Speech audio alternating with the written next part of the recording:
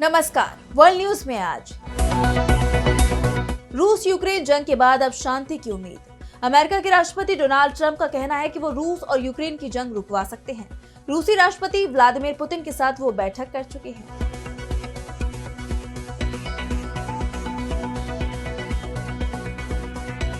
Trump की तरफ से शांति समझौते के प्रस्ताव को यूक्रेन के राष्ट्रपति ज़ेलेंस्की के साथ साझा किया गया, लेकिन ज़ेलेंस्की इसे मंजूरी नहीं दे रही, जबकि ट्रंप कह चुके हैं कि झुकना यूक्रेन को ही पड़ेगा और शांति के लिए उसे कुछ नुकसान भी उठाना होगा।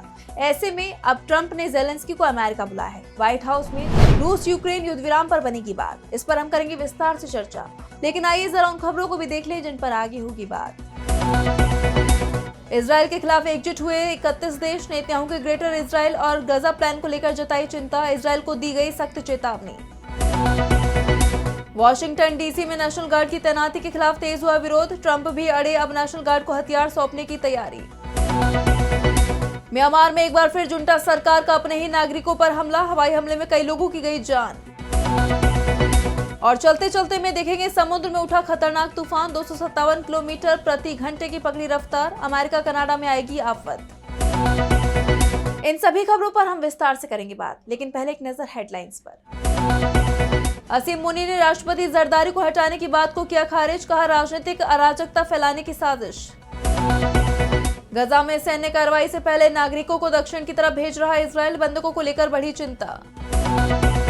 कांगो में हुआ बड़ा इस्लामिक आतंकी हमला, नॉर्थ किवू इलाके में 30 लोगों की गई जान, 100 बंधक बनाए गए। अमेरिका को लगता है वो मनमानी कर लेगा, शीर्ष अर्थशास्त्री जेफरी सेक्स ने भारत पर टैरिफ लगाने के लिए ट्रंप को लताड़ा। अमेरिका के राष्ट्रपति डोनाल्ड ट्रंप के अलास्का में रूसी राष्ट्रपति व्लादिमीर पुतिन के साथ 3 घंटे लंबी बैठक हुई। इस बैठक में दोनों ही नेताओं के बीच कई मुद्दों पर सहमति बनने की बात कही गई है और अब डोनाल्ड ट्रंप की तरफ से एक और बैठक पुतिन के साथ करने की तैयारी है, जिसमें यूक्रेन के राष्ट्रपति ज़ेलेंस्की भी शामिल हो सकते हैं। ट्रंप ने इस बैठक से पहले ज़ेलेंस्की को अमेरिका बुलाया है। 18 अगस्त को ट्रंप ज़ेलेंस्की के साथ बातचीत करेंगे। इसके अलावा यूरोपीय यूनियन के नेताओं के साथ भी ट्रंप बैठक करने वाले हैं। अगर सब कुछ सही रहा तो 22 अगस्त को ट्राइलेटरल समिट हो सकता है, जिसमें ट्रंप, पुतिन और ज़ेलेंस्की शामिल होंगे।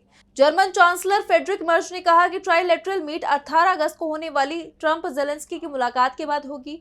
हालांकि रूस की तरफ से इसे लेकर कोई आधिकारिक बयान नहीं आया है। रूसी मीडिया की तरफ से कहा जा रहा है कि पुतिन के साथ बैठक के बाद ट्रंप ने यूरोपीय नेताओं के साथ फोन पर बातचीत में एक शांति समझौते पर बातचीत का प्रस्ताव रखा है, जिसमें यूक्रेन रूस को दोनेत्स्क प्रांत के बाकी हिस्से सौंप देगा। इसमें वो इलाके भी शामिल है जहां रूसी सेना नहीं पहुंची है।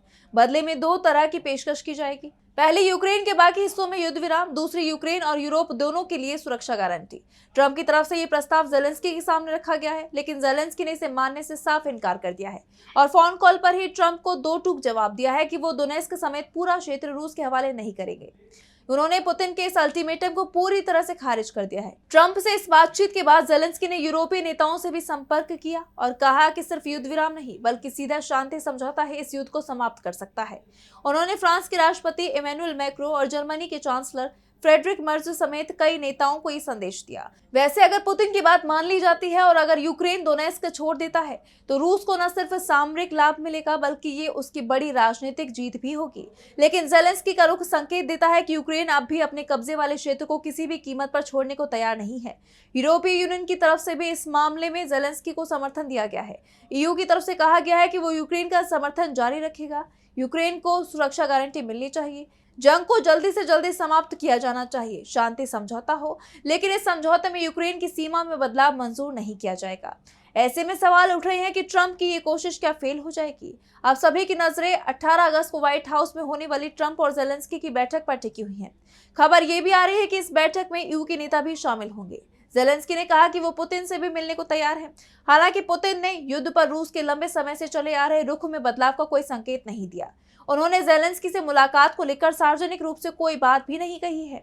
वैसे ट्रंप एक बात तो साफ कर चुके हैं कि झुकना ज़ेलेंस्की को ही पड़ेगा, क्योंकि रूस बहुत ताकतवर है, जबकि यूक्रेन बेहद कमजोर जो रूस का सामना नहीं कर सकता। अब बात नेतन्याहू की बढ़ती परेशानी की। पिछले 22 महीनों से गजा में चल रही जंग को लेकर अब इजरायली भी परेशान हो गए हैं। सीजफायर के लिए हजारों लोगों ने सड़कों पर उतरकर प्रदर्शन किया। वहीं इजरायल के पीएम नेतन्याहू नए प्लान पर काम कर रहे हैं। वो अब गजा के बचे हुए हिस्से पर भी कब्जे की तैयारी में है। नेतन्याहू की तरफ से ग्रेटर इजरायल की बात भी कही गई है। उन्होंने कहा कि ग्रेटर इजरायल की अवधारणा से वो गहराई से जुड़े हुए हैं। ग्रेटर इजरायल शब्द वास्तव में इजरायल की विस्तारवादी नीति को माना जाता है। इजरायल की नजर पूर्वी यरूशलेम, वेस्ट बैंक, गजा पट्टी, सिनाई प्रायद्वीप, गोलन हाइट्स के साथ सीरिया, इराक, लेबनान के बड़े हिस्से पर है। नेतन्याहू के ग्रेटर इजरायल को लेकर दिए बयान पर तमाम मुस्लिम देश भड़क उठे हैं। सऊदी अरब से लेकर तुर्की और पाकिस्तान तक कुल 31 देशों ने मिलकर नेतन्याहू के बयान को अरब सुरक्षा, क्षेत्रीय संप्रभुता और वैश्विक शांति पर सीधा हमला बताया। Arab League Organisation of Islamic Corporation यानी OIC और गल्फ कॉरपोरेशन काउंसिल यानी GCC ने भी इस संयुक्त बयान पर अपनी मोहर लगाई। संयुक्त बयान में कहा गया कि नेतन्याहू का ग्रेटर इजरायल वाला दावा न केवल अंतर्राष्ट्रीय कानून और कूटनीतिक मर्यादाओं का मजाक है, बल्कि ये पूरी दुनिया को अस्थिर करने की कोशिश भी है।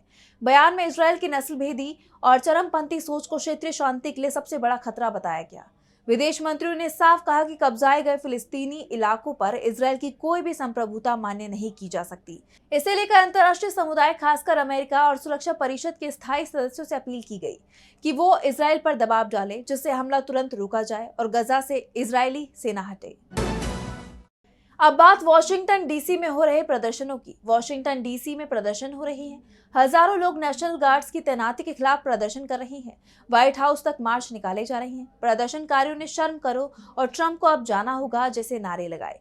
उन्होंने ट्रंप की क्राइम इमरजेंसी घोषित करने के आदेश को खत्म करने की मांग की। प्रदर्शनकारी व्हाइट हाउस की ओर बढ़े और नारे लगाते रहे।